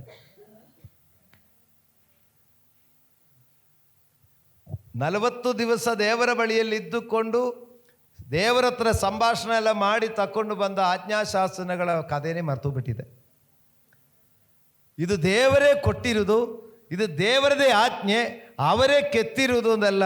ಈ ಭಕ್ತಾದಿಗಳ ಅಟಗಾಸ ನೋಡುವಾಗ ಮೋಶೆ ಮರೆತುಬಿಟ್ಟು ಎತ್ತಿ ಎಸೆದು ಬಿಟ್ಟೆ ಕಲ್ಲಿನ ಹಲಗೆಗಳು ಬಸವಪ್ಪನ ಮೇಲೆ. ಏನಾಗೋಯ್ತು? ಕಲ್ಲು, ಆ ಬರೆದಿರುವಂಥ ಕಲ್ಲಲ್ಲಿ ಬರೆದಿರುವಂಥ ಶಿಲಾಶಾಸನಗಳು ಅದೂ ಹೋಯ್ತು, ಬಸವಪ್ಪನು ಸುಟ್ಟು ಭಸ್ಮ ಆಗೋಯ್ತು. ಎರಡೂ ಆಯಿತು ಕೆಲಸ. ಹಲ್ಲೆಲೂಯಾ. ಫಸ್ಟ್ ಸಾರಿ ದೇವರೇ ಬರೆದು ಕೊಟ್ಟು ಈ ಕಲ್ಲಿನ ಹಲಗೆಯನ್ನು ಬೀಸಾಕಿಬಿಟ್ಟು ಬಂದು ಅದು ಮುರಿದೋಯ್ತು. ದೇವರು ಮತ್ತೆ ಬೆಟ್ಟಕ್ಕೆ ಬಾಂದು ಹೇಳಿದ್ರು, ಬೆಟ್ಟಕ್ಕೆ ಮೆತ್ತೆ ಹೋದರು. ಮತ್ತೆ 40 ದಿವಸ ಊಟ ಇಲ್ಲ, ನೀರಿಲ್ಲ. ಆದರೆ ಈ ಸಾರಿ ಪನಿಷ್ಮೆಂಟು ಏನು ಗೊತ್ತಾ? ನೀನೇ ಬರಿಬೇಕು. ನಾನು ಒಂದು ಸಾರಿ ಬರೆದು ಕೊಟ್ಟಿದ್ದಾನೆ, ಇನ್ನು ಮೇಲೆ ನೀನು ಬರಿಬೇಕು. ನಾನೊಂದು ಸಾರಿ ಬರೆದು ಕೊಟ್ಟಿದ್ದೆ, ನೀನದು ನಷ್ಟಪಡಿಸಿದೆ. ಇನ್ನು ನೋಡಿ ಆಜ್ಞಾಶಾಸ್ತ್ರ ನಾನು ಹೇಳ್ತೀನಿ, ನೀ ಬರ್ಕೊಳ್ಳಿ. 40 ದಿವಸ ದೇವರ ಜೊತೆಯಲ್ಲಿದ್ದು ದೇವರು ಹೇಳಿಕೊಡೋದು, ಮೋಶೆ ಕೆತ್ತುವುದು, ಉಳಿ ಸುತ್ತಿಯಲ್ಲಿ ಹೊಡೆದು ಕೆತ್ತಿ. ಇಲ್ಲಿದ್ದೀರಾ? ಕೆಲ ಸಂದರ್ಭಗಳಲ್ಲಿ ನಾವು ದೇವರು ನಮಗೆ ಸುಲಭವಾಗಿ ಕೊಟ್ಟದನ್ನು ನಮ್ಮ ದುರಹಂಕಾರದಿಂದಲೋ ನಮ್ಮ ಮುನ್ಕೋಪದಿಂದಲೋ ನಾವು ನಷ್ಟಪಡಿಸಿದ ಮೇಲೆ ದೇವರು ಹೇಳ್ತಾರೆ, ನೀನು ಅನುಭವಿಸು, ನೀನು ಮಾಡಿಕೊ, ಇನ್ನು ತಿರುಗಿ ನೀ ಮಾಡಿಕೊಂಡು ಬಾ ಅಂತ. ಇದು ಕೆಲ ಸಂದರ್ಭಗಳಲ್ಲಿ ನಮ್ಗಂಗೆ ಆಗಿರುತ್ತದೆ. ಆವಾಗಲೂ ತಾಳ್ಮೆಯಿಂದ ಉಪವಾಸದಲ್ಲಿಯೂ ಪ್ರಾರ್ಥನೆಯಲ್ಲಿಯೂ ದೇವರ ಸನ್ನಿಧಿಯಲ್ಲಿ ಅತ್ತೇ ಅಲ್ಲಿ ಇದ್ದುಕೊಂಡಿದ್ದರೆ ಹೇಳಿಯಾದರೂ ಕೊಡ್ತಾರೆ. ಹೇಳಿಕೊಟ್ಟಿಲ್ಲ ಅಂದರೆ ನನಗೆ ಬರೀದು, ನಾನು ಹೇಳೋದೇ ಇಲ್ಲ, ನೀನು ಬರ್ಕೊಂಬಿಡು ಅಂತ ಹೇಳಿದರೆ ಕಷ್ಟ ಆಗ್ತಾಯಿತ್ತು. ದೇವರು ಹೇಳಿಕೊಟ್ರು, ಬರೆದಿದ್ದರು. ಹಲ್ಲೆಲೂಯ. ನೋಡಿ, ಒಂದು ಪ್ರಿಯ ದೇವರ ಮಕ್ಕಳಿರ, ನಮ್ಮ ಮುಖ ಪ್ರಕಾಶ ಆಗಬೇಕಾ ಬೇಡವಾ? ಬೇಕಾ ಬೇಡವಾ? ಒಂದು, ದೇವರ ಬಳಿಯಲ್ಲಿರಬೇಕು. ಎರಡು, ಆಜ್ಞಾಶಾಸನಗಳು ಕೈಗಳಲ್ಲಿರಬೇಕು. ಮೂರು, ಈ ಆಜ್ಞಾಶಾಸನ ಹಿಡಿದುಕೊಳ್ಳಲಿಕ್ಕೆ ನಾವು ದೇವರ ಬಳಿಯಲ್ಲಿ ಉಪವಾಸವಾಗಿರಬೇಕು. ಮುಖ ಪ್ರಕಾಶ ಆಗಬೇಕಂದ್ರೆ ಮೋಶೆ ಎಷ್ಟು ದಿವಸ ಊಟ ಮಾಡಿಲ್ಲ? ಎಷ್ಟು ದಿವಸ ನೀರು ಕುಡ್ದಿಲ್ಲ?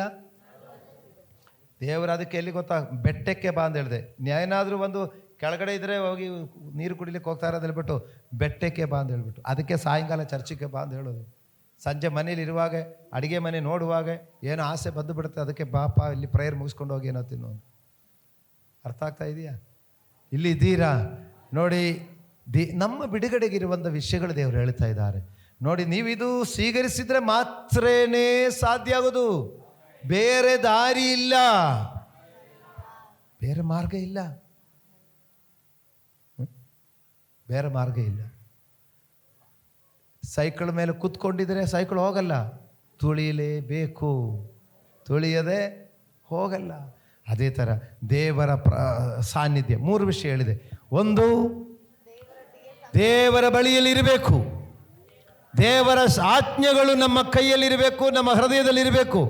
ಮೂರು, ಉಪವಾಸವಾಗಿ ದೇವರ ಸನ್ನಿಧಿಯಲ್ಲಿರಬೇಕು. ರೆಡಿನಾ? ರೆಡಿ ಆಗಿದರೆ ನಿಮ್ಮ ಮುಖ ಪ್ರಕಾಶವಾಗುತ್ತದೆ. ನಿಮ್ಮ ಮುಖ ಪ್ರಕಾಶ ಆಗೋದು ಮಾತ್ರ ಅಲ್ಲ, ಪೌಳಪೋಸ್ತಲರು ಹೇಳ್ತಾರೆ, ಆ ಪ್ರಕಾಶ ಸ್ವೀಕರಿಸಿ, ಆ ಪ್ರಕಾಶ ನಿನ್ನ ಮುಖದಲ್ಲಿ ಹೊಳೆಯುವ ಪ್ರಕಾಶ ಅದು ದರ್ಪಣ ಥರ ಮತ್ತೊಬ್ಬರಿಗೆ ರಿಫ್ಲೆಕ್ಟ್ ಆಗುತ್ತದೆ.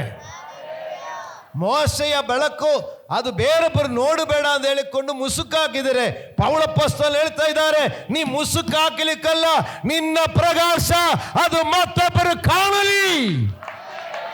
ನಿನ್ನಲ್ಲಿರುವ ಬೆಳಕು ಮತ್ತೊಬ್ಬಲ್ಲಿ ಉದಯವಾಗಲಿ.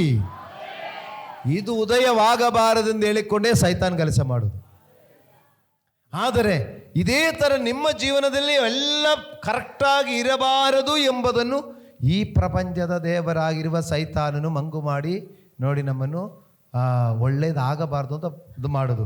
ನಾವು ಅವಾಗೇನು ಮಾಡಲಿಕ್ಕಾಗಿಲ್ಲ, ವಿಧಿ ಇಲ್ಲ, ಹಣೆ ಬರೆ, ಏನು ಮಾಡೋದು ಇರೋದಲ್ಲ. ಏನು ಮಾಡಬೇಕು? ಪ್ರಾರ್ಥನೆ, ಉಪವಾಸ, ವಾಕ್ಯ, ಇದರೊಳಗಡೆ ಇದ್ದುಕೊಂಡು ಪ್ರಕಾಶವನ್ನು ಪಡೆದುಕೊಂಡು ಆ ಪ್ರಕಾಶ ಮತ್ತೊಬ್ಬರಿಗೆ. ಅದಕ್ಕಾಗಿ ದೇವರು ನಮ್ಮನ್ನು ಕರೆದಿದ್ದಾರೆ. ತಿರುಗಿ ಬರೋಣ 2 ಕೊರಿಂಥಿಯ 3:18 ತಿರುಗಿ ಬರೋಣ. ನಾವೆಲ್ಲರೂ ಮುಸುಕು ತೆಗೆದಿರುವ ಮುಖದಿಂದ ಕರ್ತನ ಪ್ರಭಾವವನ್ನು ದರ್ಪಣದಲ್ಲಿ ಕಾಣಿಸುತ್ತದೋ ಎಂಬಂತೆ ದೃಷ್ಟಿಸುವವರಾಗಿದ್ದು, ಪ್ರಭಾವದಿಂದ ಅಧಿಕ ಪ್ರಭಾವಕ್ಕೆ ಹೋಗುತ್ತಾ ಆ ಪ್ರಭಾವದ ಸಾರೂಪ್ಯವುಳ್ಳವರೇ ಆಗುತ್ತೇವೆ. ಇದು ದೇವರಾತ್ಮನಾಗಿರುವ ಕರ್ತನ ಕೆಲಸಕ್ಕನುಸಾರವಾದದ್ದೇ. ಹಲ್ಲೆಲೂಯಾ. ಪ್ರಾರ್ಥನೆಯಲ್ಲಿಯೂ, ದೇವರೊಂದಿಗಿರುವ ಸಂಭಾಷಣೆಯಲ್ಲಿಯೂ, ಉಪವಾಸದಲ್ಲಿಯೂ, ದೇವರೊಂದಿಗಿರುವ ಜಾಗರಣೆಯಲ್ಲಿಯೂ ದೇವರ ವಚನವನ್ನು, ದೇವರ ಆಜ್ಞೆಗಳನ್ನು ಎತ್ತಿ ಹಿಡಿಯುವರಾಗಿರುವಾಗ ನಾವು ಪ್ರಭಾವದಿಂದ ಅತಿ ಪ್ರಭಾವಕ್ಕೆ ಹೋಗುತ್ತಾ ಆ ಕ್ರಿಸ್ತ ಯೇಸುವಿನ ಸಾರೂಪ್ಯವುಳ್ಳವರಾಗಿ ನಾವು ದರ್ಪಣದಲ್ಲಿ ಆ ಪ್ರಕಾಶವನ್ನು ಪ್ರತಿಬಿಂಬಿಸುವರಾಗಿರಬೇಕು. ಇದು ದೇವರಾತ್ಮನ ಕೆಲಸವಾಗಿರುತ್ತದೆ. ಹಲ್ಲೆಲೂಯಾ. ಆದ್ದರಿಂದ ಪ್ರಿಯ ದೇವರ ಮಕ್ಕಳಿರ, ನಾನು ಮತ್ತು ನೀವು ಈ ಪ್ರಪಂಚದ ದೇವರಾಗಿರುವಂತ ಸೈತಾನನಿಂದ ಬಾಧಿಸಲ್ಪಟ್ಟು ಅವನು ನಮ್ಮನ್ನು ಮಂಗು ಮಾಡಿ, ಅವನು ನಮ್ಮನ್ನು ನಿರಾಶೆಯಲ್ಲಿಯೂ, ದುಃಖದಲ್ಲಿಯೂ, ಕಣ್ಣೀರಲ್ಲಿಯೂ ಮತ್ತು ಎಲ್ಲ ಅಸಮಾಧಾನದಲ್ಲಿಯೂ ಮಂಗು ಮಾಡಲಿಕ್ಕೆ ನೋಡುವಾಗ ನಾವಾದರೂ ಪ್ರಾರ್ಥನೆಯಲ್ಲಿಯೂ, ಉಪವಾಸದಲ್ಲಿಯೂ ದೇವರ ವಾಕ್ಯವನ್ನು, ಆಜ್ಞಾಶಾಸನಗಳನ್ನು ಕೈಗಳಲ್ಲಿ ಹಿಡಿದುಕೊಂಡು ಅದನ್ನು ಪಾಲಿಸುವರಾಗಿ ಈಗ ಮುಖವನ್ನು ಪ್ರಕಾಶಗೊಳಿಸಿ ಅದನ್ನು ಪ್ರತಿಬಿಂಬಿಸುವರಾಗಲಿಕ್ಕಾಗಿ ಅದಕ್ಕಾಗಿ ಕರೆದಿದ್ದಾರೆ. ಈಗ ನೋಡಿ, ಸೈತಾನ ಉದ್ದೇಶ ಏನು? ದೇವರ ಉದ್ದೇಶ ಏನು? ನಾವು ಯಾವುದರಲ್ಲಿ ಇರಬೇಕು? ಯೋಚನೆ ಮಾಡಿ.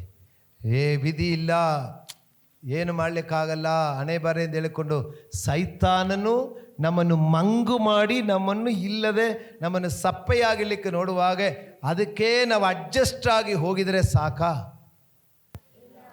ಆದರೆ ನೀವು ಅನೇಕ ಸಮಯ ಸೈತಾನಿಗೆ ಅವಕಾಶ ಕೊಡೋದು ಹೆಂಗೆ ಅಂದರೆ, ಉಪವಾಸ ಪ್ರಾರ್ಥನೆ ಇದೆ ಎಂದು ಹೇಳುವಾಗ ಪರವಾಗಿಲ್ಲ, ಅದಕ್ಕೆ ಕೆಲವರು ಇರ್ತಾರೆ. ಉಪವಾಸ ಪ್ರಾರ್ಥನೆನಾ ಅದು ಪಾಸ್ಟ್ ಅನೌನ್ಸ್ ಮಾಡುವ ಅದಕ್ಕಾಗಿ ಕೆಲವರು ಇದ್ದಾರೆ. ಅವರು ಏನೇ ಆಗಲಿ 20 ಅಲ್ಲ 40 ಅಲ್ಲ 100 ದಿವಸ ಹೇಳಿದ್ರೆ ಅವರು ಪಾಸ್ಟ್ ಹೇಳೋದನ್ನು ಕೇಳಿಕೊಂಡು ಕೆಲವರು ಇದ್ದಾರೆ. ಅವರು ಮಾಡಲಿ ಅಂತ ಹೇಳಿಕೊಂಡು ಅನೇಕರು ಉಪವಾಸ ಪ್ರಾರ್ಥನೆಗೆ ಗಮನನೇ ಕೊಡ್ತಾ ಇಲ್ಲ.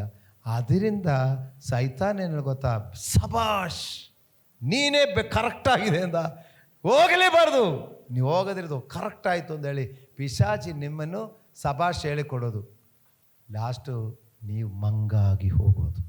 ನಿಮ್ಮ ಕೆಲಸಗಳಲ್ಲಿ ಸಮಸ್ಯೆ, ನಿಮ್ಮ ಆರೋಗ್ಯದ ಸಮಸ್ಯೆ, ಕುಟುಂಬಗಳ ಸಮಸ್ಯೆ, ಒಂದೊಂದು ವಿಷಯಗಳಲ್ಲಿ ಯಾವಾಗ ನೋಡಿದರೂ ಸಪ್ಪೆಯಾಗಿರುವುದು, ಯಾವುದೇ ಕಾರ್ಯಗಳಲ್ಲಿಯೂ ಒಂದು ತೃಪ್ತಿ ಇಲ್ಲದಿರುವುದು. ಆದರೆ ಸೈತಾನ್ ಈ ರೀತಿ ಮಾಡಲಿಕ್ಕಿರುವಾಗ ದೇವರು ನಮಗೆ 3 ಆಯುಧ ಕೊಟ್ಟಿದೆ. ಮೋಶೆಯ ದೃಷ್ಟಾಂತದಲ್ಲಿ ಒಂದು, ದೇವರ ಸನ್ನಿಧಿಯಲ್ಲಿ ಆತನ ಬಳಿಯಲ್ಲಿ ಸಂಭಾಷಣೆ ಮಾಡೋದು, ಉಪವಾಸ ಮಾಡೋದು, ಆತನ ಆಜ್ಞಾ ಶಾಸನಗಳನ್ನು ಹಿಡಿದು ಅದನ್ನು ಪಾಲಿಸುವುದು. ಹೀಗೆ ಇದು ಮಾಡಿದರೆ ಮುಖವು ಪ್ರಕಾಶವಾಗುತ್ತದೆ. ಆದರೆ ಇದು ಮಾಡದಿರುವಾಗ ಸೈತಾನನು ನಮ್ಮನ್ನು ಮಂಗು ಮಾಡ್ತಾನೆ. ಹೀಗೆ ಚಾಯ್ಸ್ ಮಾಡಿಕೊಳ್ಳಿ, ಅದು ನಿಮಗೆ ಸೇರಿದು. ನೀವು ಸೈತಾನನು ಮಂಗು ಮಾಡಲಿಕ್ಕಿರುವಂಥ ಕಾರ್ಯಗಳ ಕಡೆಗೆ ಗಮನ ಕೊಡೋದಾದರೂ ನೀವು ಹಾಗೆ ಮಾಡಿರಿ, ಏನು ಅಭ್ಯಂತರ ಇಲ್ಲ. ಉಪವಾಸ ಪ್ರಾರ್ಥನೆ ಬೇಡ, ದೇವರ ಹತ್ರ ಸಂಭಾಷಣೆ ಮಾಡೋದು ಪ್ರೇಯರು ಬೇಡ, ಮತ್ತು ವಾಕ್ಯ ಓದೋದು ಧ್ಯಾನಿಸೋದು ಬೇಡ. ಅದು ಚೋಡ್ದು ಸೈತಾನನ ಜೊತೆಯಲ್ಲಿ ಅವನ ಇಷ್ಟಕ್ಕೆ ನೀವು ಅವರ ಸಂತೋಷ ಕಡೆಗೆ ಹೋಗಿರಿ, ಮಾಡ್ಬೋದು. ಇಲ್ಲದಿದ್ದರೆ ದೇವರ ಜೊತೆಯಲ್ಲಿರೋದು, ದೇವರೊಂದಿಗೆ ಸಂಭಾಷಿಸುವುದು, ದೇವರ ವಾಕ್ಯಗಳು ನಾವು ಎತ್ತಿ ಹಿಡಿಯುವುದು ಮತ್ತು ದೇವರ ವಾಕ್ಯಕ್ಕನುಸಾರವಾಗಿ ಉಪವಾಸಗಳು ಪ್ರಾರ್ಥನೆಗಳು ಮಾಡುವುದು. ಹೀಗೆ ಮಾಡಿದರೆ ಗ್ಯಾರಂಟಿ ನಿನ್ನ ಮುಖ ಪ್ರಕಾಶ ಆಗುತ್ತದೆ. ಜನ ನೋಡಿಕೊಂಡು ಹೇಳ್ತಾರೆ, ಏನು ನಿನ್ನ ಮುಖದಲ್ಲಿ ಇಷ್ಟೊಂದು ಬೆಳಕು, ನಿಮಗೇನು ಕಷ್ಟ ಏನು ಇಲ್ವಾ? ನೋಡಿ ನಮಗೆ ನೋಡ್ರಿ, ಯಾವಾಗ ನೋಡ್ರಿ ಏನೋ ಒಂದೊಂದು ಕಷ್ಟ. ನೀವು ನೋಡ್ರಿ ಯಾವಾಗಲೂ ನೆಗೀತಾ ಇದ್ದೀರಾ, ನಿಮಗೇನು ಕಷ್ಟ ಇಲ್ವಾ? ಯಾಕಂದರೆ ಬೇರೊಬ್ಬರ ಗೊತ್ತಾಗುತ್ತಾ ಇದೆ ನಮ್ಮ ಮುಖದಲ್ಲಿರುವಂಥ ಪ್ರಕಾಶ. ಹಲ್ಲೆಲೂಯಾ. ಈ ಪ್ರಕಾಶ ಹೊಂದಿದ್ದು ಮಾತ್ರವಲ್ಲದೆ, ಇದೇ ಪೌಲಪ್ಪಸ್ತಲರು ಹೇಳ್ತಾರೆ, ಹೊಂದಿಕೊಂಡು ಸುಮ್ಮನೆ ಇದ್ದರೆ ಸಾಲದು, ಈ ಪ್ರಕಾಶ ದರ್ಪಣದಲ್ಲಿರುವ ಥರ ರಿಫ್ಲೆಕ್ಷನ್ ಆಗಬೇಕು, ಪ್ರತಿಬಿಂಬಿಸಬೇಕು.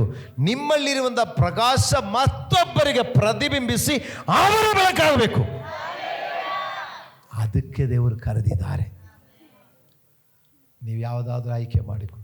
ಇದನ್ನು ಆಯ್ಕೆ ಮಾಡಿಕೊಳ್ಳಿಕ್ಕೆ ದೇವರು ನಮಗೆ ಕೃಪೆ ಕೊಟ್ಟದ್ರಿಂದ ನಿಮ್ಮ ಮುಂದೆ ನಾವಿದ್ದೇವೆ. ಪ್ರಿಯರೇ, ಕೋನಸಂದ್ರ ಮಂಜುಳಾ ಸಿಸ್ಟರು ಈಗ ಫಸ್ಟ್ ಸಭೆಗೆ ಬರುವಾಗ ಅವರಿಗೆ ಸೊಂಡೆಗೆ ನೋವಾಗಿ ಸಭೆಗೆ ಬಂದಿದ್ದರು. ಆವಾಗ ಬಂದು ಈಗ ಕೈಗೆ ಹಿಡ್ಕೊಂಡೇ ಬಂದಿದ್ದರು, ಗಾಡಿ ಹಿಡಿದು ಏನಾಗಿದೆ ಅಂತ ಹೇಳುವಾಗ ಏನೋ ಸೊಂಡೆಗೆ ನರ ಏನೋ ಎಡಬಿದೆ, ಡಾಕ್ಟ್ರು ಹೇಳಿದರೆ ನರ ಎಡಬಿದೆ, ಅದಕ್ಕೆ ಸದ್ಯಕ್ಕೆ ಒಂದು ಇಂಜೆಕ್ಷನ್ ಕೊಡ್ತೀನಿ ನೋಡಮ್ಮ, ಆಗಿಲ್ಲ ಅಂದಿದ್ರೆ ಮತ್ತೆ ಸ್ಕ್ಯಾನ್ ಮಾಡ್ತೀನಿ, ಸ್ಕ್ಯಾನ್ ಮಾಡಿಬಿಟ್ಟು ಆಪರೇಷನ್ ಮಾಡಬೇಕು ಅಂತ ಹೇಳಿದ್ರು. ಹಂಗೆ ಡಾಕ್ಟ್ರಂಗೆ ಹೇಳಿದ್ದಾರೆ ಅಂತ ಹೇಳ್ಕೊಂಡು ಇಲ್ಲಿ ಆಗಲ್ಲ ಅಂತ ಹೇಳ್ಕೊಂಡು ಮನೆಯಲ್ಲಿ ಚೂರು ಕೆಲಸ ಮಾಡಲಿಕ್ಕೆ ಆಗ್ತಾ ಇಲ್ಲ ಅಂತ ಹೇಳ್ಕೊಂಡು ಬಂದರು. ಇಲ್ಲಿ ಬಂದು ಪ್ರಾರ್ಥನೆ ಮಾಡಿ ಫಸ್ಟ್ ಪ್ರೇಯರಲ್ಲಿ ಆ ಸಿಸ್ಟ್ರಲ್ಲಿ ಬಿದ್ದು ಅಲ್ಲೇ ಒದ್ದಾಡಿದೆ. ಆ ಒದ್ದಾಡುವಷ್ಟಕ್ಕೆ ಏನಾಗೋಯ್ತಾ, ಸಿಕ್ಕಾಕೊಂಡಿರುವ ನರ ನೆಟ್ಟಗಾಯಿತು. ನೋಡಿ, ಅವ್ರ ಯಜಮಾನರು ಅಲ್ಲಿ ಒಂದು ಅಂಗಡಿ, ಈಗ ರಸಗೊಬ್ಬರಗಳು ಕೂಡ ಒಂದೊಂದು ಅಂಗಡಿ ಇಟ್ಕೊಂಡಿದ್ರು. ಈಗ ಸಿಸ್ಟ್ರು ಒಂದು ಕೆಲ ಸಮಯದಲ್ಲಿ ಈ ಗೊಬ್ಬರ ಮೂಟಗಳು ಕೂಡ ಅವರೊಂದು ಸೈಡ್ ಹಿಡ್ಕೊಂಡು ಲೋಡ್ ಮಾಡಿ ಕೊಡುವಂಥ ಆ ಕೆಲಸ ಮಾಡ್ತಾರೆ. ನೋಡಿ, ಸೊಂಡೆ ನೋವಾಗಿ ಮನೆಯಲ್ಲಿ ಕಸಗೂಡಿಸಲಿಕ್ಕೆ ಆಗದೆ, ಮನೆಯಲ್ಲಿರುವಂಥ ಪಾತ್ರೆ ತೊಳಿಲಿಕ್ಕಾಗದಂದೆ ಅಷ್ಟು ಕೂಡ ಆಗದ ವ್ಯಕ್ತಿಯನ್ನು ಈಗ ಮೂಟೆಗಳೆತ್ತುವಂದರ ದೇವರು ಬಲಪಡಿಸಿದ್ದಾರೆ. ಹಲ್ಲೆಲೂಯಾ! ಈಗ ಈ ಪ್ರಪಂಚದ ದೇವರಾಗಿರುವಂಥ ದುರಾತ್ಮನು ಆ ಸಹೋದರಿಯನ್ನು 5 ತಿಂಗಳು ಮಂಗು ಮಾಡಿ ಇಟ್ಟಿದೆ. ಏನು ಕೆಲಸ ಮಾಡಲಿಕ್ಕಾಗದೆ, ಆ ಮನೆಯಲ್ಲಿ ಕೆಲಸ ಮಾಡಲಿಕ್ಕಾಗದೆ, ಮಕ್ಕಳಿಗೆ ಅಡಿಗೆ ಮಾಡಿಕೊಳ್ಳಿಕ್ಕಾಗದಂದೆ ಹಂಗೆ ಮಂಗು ಮಾಡಿ ಇಟ್ಟಿದೆ. ಆದರೆ ಬೆಳಕಾಗಿರುವ ದೇವರ ಬಳಿಯಲ್ಲಿ ಬರುವಾಗ ಆ ದೇವರ ಪ್ರಕಾಶವನ್ನು, ಪ್ರಭಾವದ ಮೇಲೆ ಪ್ರಭಾವವನ್ನು ಹೊಂದಿದವರು ಬಳಿಯಲ್ಲಿ ಬರುವಾಗ ಇಲ್ಲಿರುವಂಥ ಪ್ರಕಾಶ ದರ್ಪಣದಲ್ಲಿ ಪ್ರತಿಬಿಂಬಿಸುವಾಗ ಆಕೆಯಲ್ಲಿರುವಂಥ ರೋಗ ಕೊಡುವ ದುರಾತ್ಮನ ಬಿಟ್ಟು ಹೋಗಿ ಈಗ 4 ವರ್ಷದಿಂದ ಆರೋಗ್ಯವಾಗಿದ್ದಾರೆ. ಇದೇ ಆಗಬೇಕು ಅಂತ ಹೇಳ್ತಾ ಇದ್ರು. ಇದು ಯಾರ ಕೈಯಿಂದ ಆಗಬೇಕು? ಯಾರ ಕೈಲಾಗಬೇಕು? ಕೇಳಿಸಿಲ್ಲ. ಇದು ದೇವರಾತ್ಮನು ನಿಮಗೆ ವರವಾಗಿ ಕೊಡುವ ಕೃಪೆಯಾಗಿದೆ. ನಿನ್ನ ನಂಬಿಕೆಯಲ್ಲಿ ಸ್ವೀಕರಿಸು. ಇದು ಕ್ವಾಲಿಫಿಕೇಶನ್ ನೋಡಿಕೊಂಡು, ಎಜುಕೇಷನ್ ನೋಡಿಕೊಂಡು ಅಲ್ಲ. ನೀವು ಧೈರ್ಯವಾಗಿ ಹೇಳದಿರಲಿಕ್ಕೆ ಕಾರಣ ಏನಂದರೆ, ನಾವು ಅಷ್ಟು ಓದಿಲ್ಲ, ನಮಗಷ್ಟು ವಿದ್ಯಾಭ್ಯಾಸ ಇಲ್ಲ, ನಮಗಷ್ಟು ನಾಲೆಜ್ ಇಲ್ಲ ಅಂದ. ಆದರೆ ಇದು ನಾಲೆಜ್ಜಿಂದ ಬರುವ ಕೆಲಸ ಅಲ್ಲ. ನೀವು ಇದನ್ನು ನಂಬಿರಿ. ಹೇಳಿದ ಅರ್ಥ ಆಯ್ತಾ? ಉಪವಾಸ ಮಾಡು, ದೇವರ ಜೊತೆಯಲ್ಲಿ ಸಂಭಾಷಣೆ ಮಾಡು, ದೇವರ ವಚನ ಆಜ್ಞಾ ಶಾಸನಗಳ ಪ್ರಕಾರ ನಡಿ, ನಿನ್ನ ಮುಖ ಪ್ರಕಾಶ ಆಗುತ್ತದೆ. ಆ ಪ್ರಕಾಶ ನೋಡಿ ನಿನ್ನ ಮುಖದಲ್ಲಿ ಇದ್ರೆ ಮಾತ್ರ ಅಲ್ಲ, ಅದು ನಿಮ್ಮಿಂದ ರಿಫ್ಲೆಕ್ಷನ್ ಆಗುತ್ತದೆ. ಅದಾಗಿದ ಸ್ಟೋರಿನೇ, ಸಾಕ್ಷಿನೇ ಆ ಸಿಸ್ಟರ್ ಬಗ್ಗೆ ಹೇಳಿದ್ದು. ಹಾಲೆಲೂಯಾ! ಅದನ್ನು ನಿಮ್ಮೆಲ್ಲರಿಂದಲೂ ಇದಾಗಬೇಕು. ಇದು ಪೌಲ ಅಪೊಸ್ತಲನು ಕೊರಿಂಥಿಯ ಸಭೆಯವರೆಲ್ಲರಿಗೂ ಹೇಳಿದ್ದಾರೆ. ಕೊರಿಂಥಿಯ ಸಭೆಯವರೇ, ನಿಮ್ಮೆಲ್ಲರಲ್ಲಿಯೂ ಪ್ರಕಾಶ ಹೊಳೆಯಬೇಕು. ಅದು ದರ್ಪಣದಿಂದ ಪ್ರತಿಬಿಂಬಿಸುವ ಥರ ಪ್ರತಿಬಿಂಬಿಸಲ್ಪಡಬೇಕು. ಹಾಲೆಲೂಯಾ! ಪ್ರಿಯ ದೇವರ ಮಕ್ಕಳೇ, ನೀವೆಷ್ಟು ಜನ ಅದು ಸೀರಿಯಸ್ ಆಗಿ ತಗೊಂಡಿದೆಯೋ ಗೊತ್ತಿಲ್ಲ. ನೀವು ಅದು ಸೀರಿಯಸ್ ಆಗಿ ತಗೊಳ್ಳಿ. ನಿಮ್ಮ ಕೆಲಸ ಕಾರ್ಯಗಳೆಲ್ಲ ಮಾಡಿದರು, ನೀವು ದೇವರ ಸನ್ನದಿಯಲ್ಲಿ ಪ್ರಾರ್ಥನೆಗಾಗಿರುವಂಥ ಸಮಯವನ್ನು ಅದು ಖಚಿತಪಡಿಸಿರಿ. ಅದು ಅಲಕ್ಷ್ಯ ಮಾಡದೇ ಇರಲಿ. ಮಕ್ಕಳೇ, ಮನೆಯಲ್ಲೂ ಕೂಡ ನೀವು ಪ್ರೇಯರ್ ಮಾಡುವಾಗ ಒಂದು ವೇಳೆ ಯಾರು ಕೇಳಲಿಕ್ಕಿರಲ್ಲ, ಯಾರು ಒತ್ತಾಯ ಮಾಡಲಿಕ್ಕಿರಲ್ಲ, ಆದರೆ ನೀವು ಪ್ರಾರ್ಥನೆ ಮಾಡು. ಪ್ರಾರ್ಥನೆ ಎಂಬುದು ದೇವರೊಂದಿಗೆ ಸಂಭಾಷಣೆ ಮಾಡೋದು. ನೀ ದೇವರೊಂದಿಗೆ ಸಂಭಾಷಣೆ ಮಾಡು. ನೀವು ಮಧ್ಯದಲ್ಲಿ ಉಪವಾಸ ಮಾಡು. ನೋಡಿ, ಮೋಸೆ 40 ದಿವಸ ಉಪವಾಸ ಮಾಡಿದೆ, ಊಟ ಮಾಡಿಲ್ಲ, ನೀರು ಕುಡಿಯಲಿಲ್ಲ ದೇವರ ಬಳಿಯಲ್ಲಿ. ನಾವು ಉಪವಾಸ ಮಾಡು, ಉಪವಾಸ ಪ್ರಾರ್ಥನೆಗಳಲ್ಲಿ ಬಂದು ಭಾಗವಹಿಸು. ಆವಾಗ ನಿನ್ನ ಆ ದೇವರ ಆಜ್ಞಾ ಶಾಸನಗಳು ನೀ ಎತ್ತಿ ಹಿಡಿಯಬೇಕು. ಅದು ಎತ್ತಿ ಹಿಡಿಯಬೇಕು. ಅದು ಆಯಿತು ಭಾಷೆ ಬೈಬಲ್ ಇದೆ ಅಂದಲ್ಲ, ಆ ಆಜ್ಞಾಶಾಸ್ತ್ರ ಪಾಲಿಸಬೇಕು. ದೇವರಿಗೆ ಸ್ತೋತ್ರ. ನೀ ಅದನ್ನು ಪಾಲಿಸುವಾಗ ಈ ವಚನದ ಆಧಾರದ ಮೇಲೆ ಹೇಳ್ತೀನಿ, ನಿಮ್ಮ ಮುಖ ಪ್ರಕಾಶ ಆಗುತ್ತದೆ, ನನ್ನ ಮುಖ ಪ್ರಕಾಶ ಆಗುತ್ತೆ. ಅದು ನನ್ನ ಜೀವನಕ್ಕೆ ಬೆಳಕು ಕೊಡೋದು ಮಾತ್ರ ಅಲ್ಲ, ನಿಮ್ಮ ಜೀವನಕ್ಕೆ ಬೆಳಕು ಕೊಡೋದು ಮಾತ್ರ ಅಲ್ಲ, ನಮ್ಮ ಮೂಲಕ ಮತ್ತೊಬ್ಬರ ಜೀವನಕ್ಕೆ ಬೆಳಕಾಗುತ್ತದೆ. ದೇವರಿಗೆ ಸ್ತೋತ್ರವಾಗಲಿ. ನಿಮ್ಮಲ್ಲಿ ಒಂದು ಆಸೆ ಬರಲಿ, ನಾನು ಚೆನ್ನಾಗಿದ್ದರೆ ಸಾಲದು, ನಾನು ಈ ಶಕ್ತಿ ಪಡ್ಕೊಳ್ಳಬೇಕು, ನಾನು ಈ ಪ್ರಕಾಶ ದೇವರಿಂದ ಹೊಂದಿಕೊಳ್ಳಬೇಕು, ನಾನು ಈ ಪ್ರಕಾಶ ಮತ್ತೊಬ್ಬರಿಗೆ ಕೊಡಬೇಕು. ನಾನು ರೋಗದಿಂದ ಸೌಖ್ಯ ಹೊಂದಿಕೊಳ್ಳಬೇಕು, ನಾನು ಮತ್ತೊಬ್ಬರ ರೋಗ ಸೌಖ್ಯಕ್ಕೆ ಕಾರಣನಾಗಿರಬೇಕು. ನಾನು ದುರಾತ್ಮನಿಂದ ಬಿಡುಗಡೆ ಹೊಂದಿಕೊಳ್ಳಬೇಕು, ನಾನು ಮತ್ತೊಬ್ಬರಿಗೆ ದುರಾತ್ಮನ ಪೀಡೆಯಿಂದ ಅವನು ಬಿಡಿಸಬೇಕು. ಇದು ನಿಮ್ಮ ಆಸೆ ಆಗಿರುವಾಗ ಮಕ್ಕಳೇ, ನಿಮಗೆ ತಿನ್ನಲಿಕ್ಕೂ ಕುಡಿಲಿಕ್ಕೂ ಹೊತ್ತುಕೊಳ್ಳಿಕ್ಕಿರೋದನ್ನು ಕರ್ತನು ಫ್ರೆಶ್ ಆಗಿ ದೇವರು ಒದಗಿಸಿಕೊಡುತ್ತಾರೆ. ನೀವು ಜೀವನ ಮಾಡೋದ್ರ ಬಗ್ಗೆ ನೀವು ಅದೇ ದೊಡ್ಡ ಟೆನ್ಷನ್ ಆಗಿಡಬೇಡ. ನೀವು ಕರ್ತನ ಚಿತ್ತ ಏನು, 2 ವಾರ ಮುಂಚೆ ಹೇಳಿದೆ, ದೇವರ ಚಿತ್ತ ಏನು ಎಂದು ತಿಳ್ಕೊಂಡು ಆ ಚಿತ್ತ ನೆರವೇರಿಸಲಿಕ್ಕೆ ನೀವು ಪ್ರಯತ್ನ ಪಡು. ನೀವು ಯೋಚಿಸೋದಕ್ಕಿಂತಲೂ ಬೇಡಿಕೊಳ್ಳೋದಕ್ಕಿಂತಲೂ ಅತ್ಯಧಿಕವಾಗಿ ಅವರು ಮಾಡಿಕೊಳ್ಳುತ್ತಾರೆ. ಹಾಲೆಲೂಯಾ! ಆದರೆ ನಮ್ಮ ಪ್ರಯತ್ನ, ಜೀವನಕ್ಕಿರುವಂಥ ಪ್ರಯತ್ನ, ನಿಮ್ಮ ಅನೇಕರ ಪ್ರಯತ್ನ ನೋಡಿ ನನಗೆ ಅಯ್ಯೋ ಅನ್ನಿಸ್ತಾ ಇದೆ. ಪಾಪ ಅಷ್ಟು ಕಷ್ಟಪಡ್ತಾರೆ, ಆದರೆ ಆಹಾರಕ್ಕಾಗಿ ಇಷ್ಟು ಕಷ್ಟಪಡೋದು ಬೇಡ. ಹಾಲೆಲೂಯಾ!